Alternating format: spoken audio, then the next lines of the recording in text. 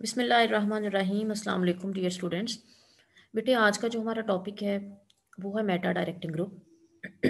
कल मैंने आप लोगों को आर्थो और पैरा डायरेक्टिंग ग्रुप पढ़ाया था। आर्थो और पैरा डायरेक्टिंग ग्रुप में हम लोगों ने ये पढ़ा था कि आर्थो और पैरा डायरेक्टिंग ग्रुप जो हैं वो इलेक्ट्रॉन रिलीजिंग होते हैं। ठीक है, यानी वो बेंजीन को इलेक्ट्रॉन देते हैं, या यूं कह लो कि वो बेंजीन को एक्टिवेट कर देते हैं, बेंजीन की केमिकल रिएक्टिविटी को बढ़ा देते हैं। मैंने रेजोनेंस स्ट्रक्चर के ज़रिए भी आपको बताया था कि आर्दो और पैरा पोजीशन इफ़ेक्ट होती है, या यूं कह लो कि in case of ortho para directing group, ortho और पैरा पोजीशन जो है वो इलेक्ट्रॉन रिच हो जाती है। तो जो आने वाला इलेक्ट्रोफाइल है, इलेक्ट्रोफाइल मीन इलेक्ट्रॉन लविंग, तो आने वाले इलेक्ट्रोफाइल ने कहाँ पे अटैच होना है जहाँ पे उसको ज़्यादा इलेक्ट्रॉन मिलेंगे, यानी वो किस पोजीशन को प्रेफर करेगा, आर्थो और पैरा पोजीशन को, क्योंकि वो इलेक्ट्रॉन रिच हो चुकी है। अब हम बात करते हैं मेटा डायरेक्टिंग ग्रुप की। तो मेटा डायरेक्टिंग ग्रुप ऐसे ग्रुप्स होते हैं जो इलेक्ट्रॉन विदड्राइंग होते हैं, यानी जो इलेक्ट्रॉन बेंजीन की तरफ से खींच लेते हैं, अपनी तरफ खींच लेते हैं, तो वो बेंजीन की केमिकल रिएक्टिविटी को कम कर देते हैं। अब होगा क्या, इन केस ऑफ आर्दो पैरा भी सबसे ज्यादा जो पोजीशन इफेक्ट हुई थी वो कौन सी थी, आर्दो और पैरा।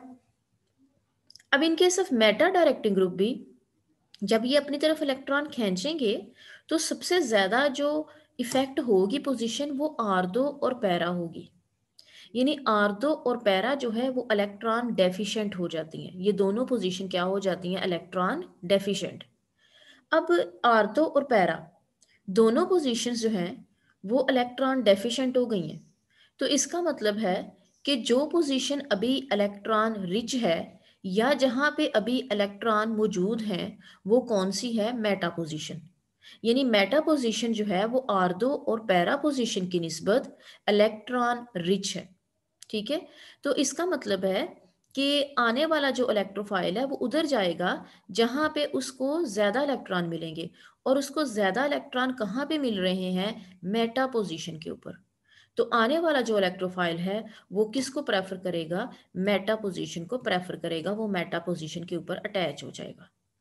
तो ये चंद पॉइंट्स जो है वो मैंने लिखे कि मेटा डायरेक्टिंग ग्रुप क्या है। एक तो इलेक्ट्रॉन विदड्राइंग होते हैं, दूसरा डिक्रीज करते हैं केमिकल रिएक्टिविटी को, तीसरा आर्थो और पैरा पोजीशन जो है उसको इलेक्ट्रॉन डेफिशिएंट कर देते हैं, चौथा जो मेटा पोजीशन है वो आर्थो और पैरा की निस्बत अभी इलेक्ट्रॉन रिच है।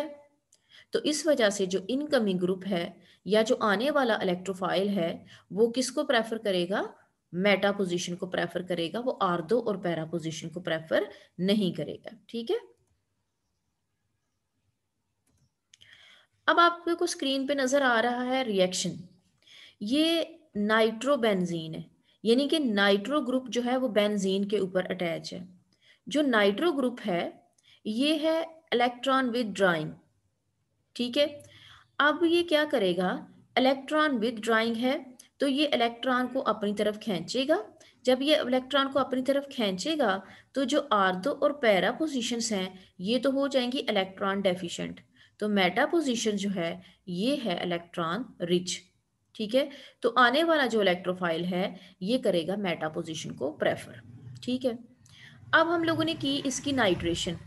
नाइट्रेशन नाइट्रेटिंग जो एजेंट यूज़ किया वो हम लोगों ने यूज़ किया HNO3 और H2SO4 eight 95 degree Celsius temperature.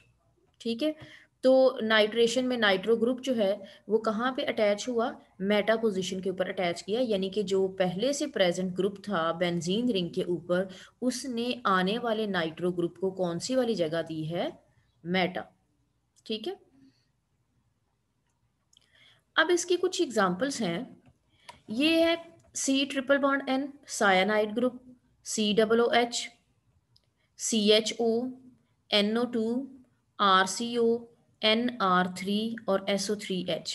ठीक है, ये एग्जाम्पल हैं मेटा डायरेक्टिंग ग्रुप की। ठीक है, अब मैं आपको याद करने का तरीका बता देती हूँ कि इस तरह मतलब किस तरह आप याद करोगे। याद रखना कि ये वाला जो एटम बेंजीन रिंग के साथ, ये कार्बन एटम बेंजीन रिंग के साथ अटैच होगा, तो कार्बन दूसरी तरफ किससे अटैच है, नाइट्रोजन से। तो इसको याद करने का तरीका इस तरह से आप याद कर सकते हो कि अगर कोई एटम जो बेंजीन रिंग के साथ अटैच है दूसरी तरफ ज्यादा इलेक्ट्रोनेगेटिव के साथ अटैच होगा, ठीक है, दूसरी तरफ ज्यादा इलेक्ट्रोनेगेटिव एटम के साथ अटैच होगा, तो वो क्या होगा, इलेक्ट्रॉन विदड्राइंग, यानी वो वाला जो ग्रुप है वो क्या होगा, इलेक्ट्रॉन विदड्राइंग। जैसे ये भी है COOH, ठीक है, तो कार्बन जो है दूसरी तरफ, एक तरफ तो वो बेंजीन रिंग के साथ अटैच होगा, तो दूसरी तरफ जो है वो ऑक्सीजन के साथ अटैच है, यानी कि ज्यादा इलेक्ट्रोनेगेटिव एटम के साथ, ठीक है।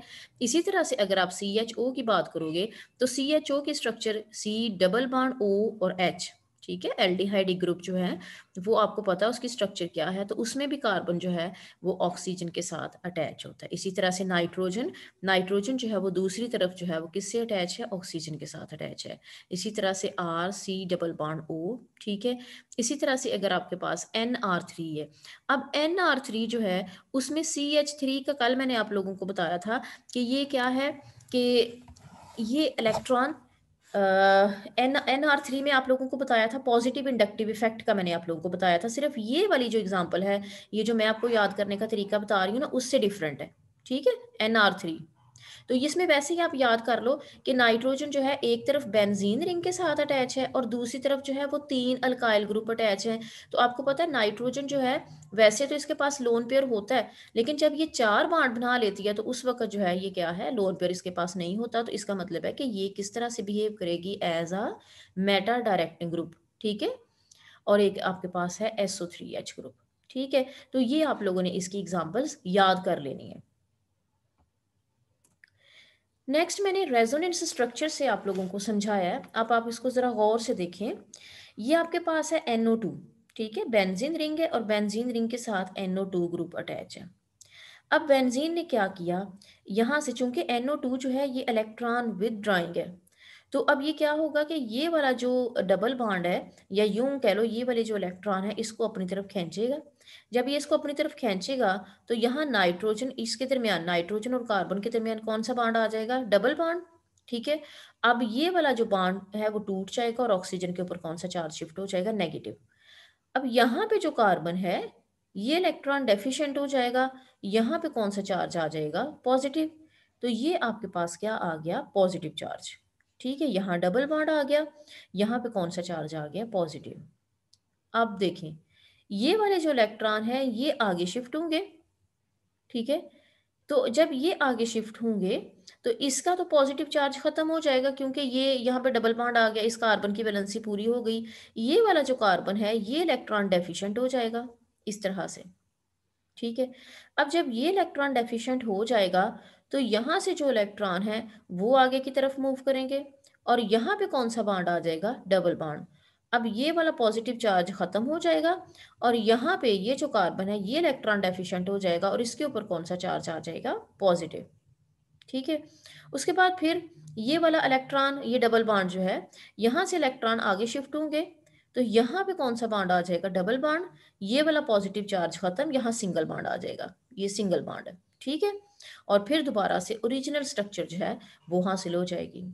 अब आप इस स्ट्रक्चर को देखें ज़रा, आपके ख्याल में कौन सी वाली पोजीशन है जिसके ऊपर पॉजिटिव चार्ज है, या यूं कह लो कौन सी वाली पोजीशन है जो इलेक्ट्रॉन डेफिशिएंट है।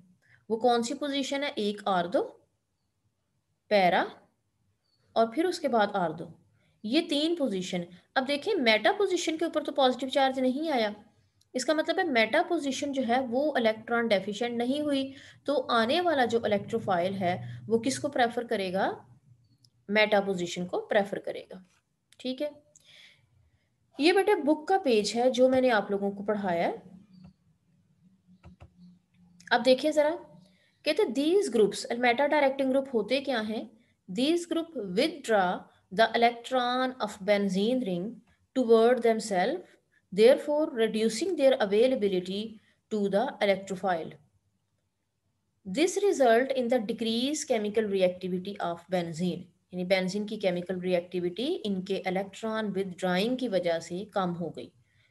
Moreover, due to electron withdrawing effect of such substituent, ortho and para positions are rendered more electron deficient, यानी आर्थो और पैरा positions जो है ये ज्यादा electron deficient हो जाते हैं than the meta position.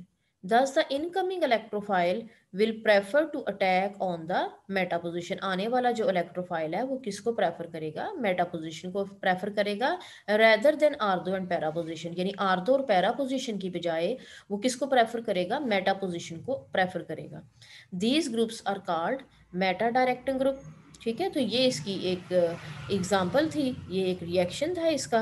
ठीक है, कि नाइट्रोबेंजीन की नाइट्रेशन हुई है एट 95 डिग्री सेल्सियस टेम्परेचर। तो ये आपके पास जो है वो नाइट्रो ने अटैच करवाया आने वाले इलेक्ट्रोफाइल को, कहाँ पे? नाइट्रो पे। ठीक है, the substitution of third nitro group is not possible.